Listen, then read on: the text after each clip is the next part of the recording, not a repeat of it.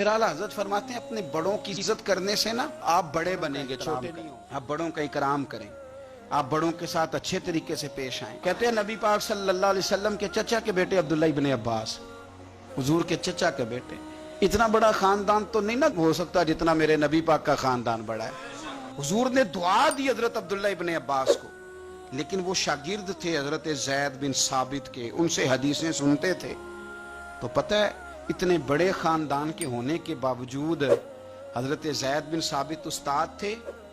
اعلیٰ حضرت لکھتے ہیں ایک دن حضرت زید بن ثابت گھر سے نکلے گھوڑے پہ، جناب عبداللہ ابن عباس حضور کے سگے چچا کے بیٹے نکلے، جناب زید بن ثابت ان کے استاد ہیں، تو شاگرد نے دوڑ کے استاد کے گھوڑے کر رہے ہیں، آپ خاندان رسول میں سے ہیں۔ پاپ فرمانے لگے ہمیں بتایا گیا ہے کہ علماء کا ادب کرنا ہے، ہمیں سکھایا گیا ہے۔ جب یہ لفظ کہے تو حضرت زید بن ثابت رضی اللہ تعالیٰ نے چھلانگ لگا کے گھوڑے سے نیچے اترے اور جناب عبداللہ ابن عباس کا ہاتھ چوم کے کہنے لگے ہمیں بھی بتایا گیا ہے کہ خاندان رسول کی عزت کرنی ہے۔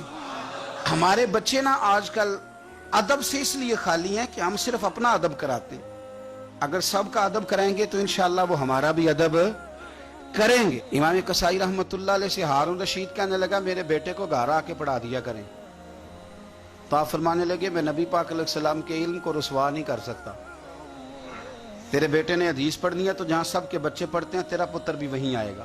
اس نے کہا جی ٹھیک ہے میرا بیٹا وہیں آ جائے گا، لیکن اسے تھوڑا الگ سے ٹائم دے دیں۔ فرمانے لگے کوئی ٹائم الگ نہیں، ساری کلاس میں جہاں سب بیٹھیں گے تیرا پتر بھی وہیں بیٹھے گا۔ عرض کی چلو اس کا سبق ہی پہلے سن لیں، فرمایا یہ بھی نہیں کروں گا، جو پہلے آئے گا سبق اس کا پہلے سنا جائے گا، یہ نبی پاک کا دین ہے۔ اب ہارون رشید کیا کہتا ہے، بادشاہ ہے، کہتا ہے حضور میں آپ کو آزما ہی رہا تھا کہ میں اپنے بچے کو کہیں کچے استاد کے پاس تو نہیں داخل کرانے لگا، انشاءاللہ انہی کے مطلب کی کہہ رہا ہوں، زبان میری ہے بات ان کی، انہی کی محفل سنوارتا ہوں، چراغ میرا ہے رات ان کی۔ چراغ نے جب سنورنا ہو تو اندھیرا ہو تو سنورے گا نا، ورنہ چراغ کو پوچھے گا کون؟ تو انہی کی محفل سنوارتا ہوں، چراغ میرا ہے پر رات، یعنی میرے چراغ کو چمکنے کا ماحول انہوں نے ہی عطا کیا۔ تو امام قصائی رحمۃ اللہ تعالی علیہ وضو کر رہے تھے، ہارون رشید گزر رہا ہے، اور ہارون رشید کا بیٹا شہزادہ، سلطنت کا شہزادہ، استاد جی پیر دھو رہے تھے تو وہ لوٹے کے ساتھ پانی ڈال رہا تھا۔ ہارون رشید نے دیکھا تو غصے کے ساتھ گھوڑے سے اترا۔ لوگ کہتے ہیں ہم یہ سمجھے کہ اب ہارون رشید نا امام قصائی پہ غصہ کرے گا کہ شہزادے سے وضو کروا رہے ہیں۔ کسی نے امام قصائی کے کان میں کہا کہ ہارون رشید آ رہا ہے، فرمانے لگے آ رہا ہے تو آنے دو، میں کیا کروں، آ رہا ہے تو آنے دو۔ ہارون رشید قریب آیا تو غصے میں آیا اور آگے پتہ کیا کیا، زور سے اپنے بیٹے کو تھپڑ مارا، کہنے لگا تجھے پتہ چلے گا کہ میں کسی عالم کی خدمت کر رہا ہوں، ہاں تمنا درد دل کی ہو تو کر خدمت فقیروں کی، نہیں ملتا یہ گوہر بادشاہوں کے خزینوں میں، تو یہ کیا کر رہا۔ ہارون رشید کسی کی پرواہ نہیں کرتے تھے، لیکن کوئی عالم دربار میں آتا تو تخت پہ اٹھ کے کھڑے ہو جاتے۔ وزیر بھی بڑے ہوتے ہیں نا مشورے دینے والے۔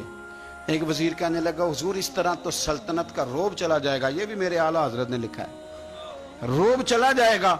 آپ آنے پر کھڑے ہو جاتے ہیں مولوی صاحب کے، تو آپ فرمانے لگے مولوی کی عزت نہیں کرتا، میں نبی پاک کے دین کے علم کی عزت کرتا ہوں، اور اگر حضور کے دین کی عالم کی عزت کرتے سلطنت کا روب جاتا ہے تو جانے دو، حضور کے دین کے عالم کی قدر تو ہوتی ہے نا۔ تو یہ ان لوگوں کا مزاج تھا۔